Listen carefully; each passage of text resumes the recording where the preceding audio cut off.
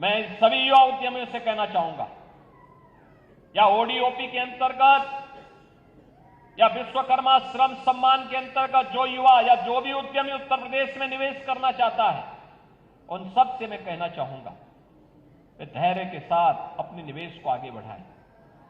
सरकार का single window system उनकी मदद करेगा, निवेश सारथी उनकी मदद करेगा। अगर कहीं पर कोई बेईमानी करता है, आप उसकी एक कंप्लेंट केवल मुझे कर दीजिए। भ्रष्टाचार जो घुन की तरह व्यवस्था को खोखला कर रहा है, इस पर बड़े प्रहार की तैयारी के साथ सरकार कार्य करने जा रही है। हमने पहले ही कहा है कि अपराध और अपराधियों के प्रति, भ्रष्टाचार और भ्रष्टाचारियों के प्रति सरकार जीरो टॉलरेंस की नीति के तहत काम करेगी, और उसी जीरो टॉलरेंस की नीति के तहत मैं आपका आह्वान करने के लिए आया हूं। अगर कोई आपसे कहता है कि लोन दिलाने के नाम पे हम आप पैसा दीजिए, हम पैसा दिलाएंगे, कतई विश्वास मत करिए। सरकार के पोर्टल पर जाइए। अगर कोई आपसे अनावश्यक रूप से धनराशि की मांग करता है, आप उसकी शिकायत करिए। हम उसकी जांच करवा करके जवाबदेही तय करवा देंगे वहां पे।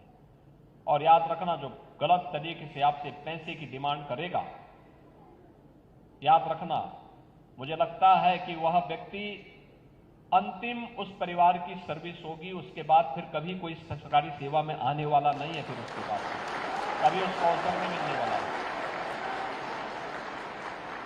इतनी बड़ी कार्रवाई कर देंगे कि वह एक नजीर बन जाएगी। और बहनों और भाइयों, ये घुन को समाप्त करने की आवश्यकता है, सख्ती के साथ इससे लड़ने की आवश्यकता है।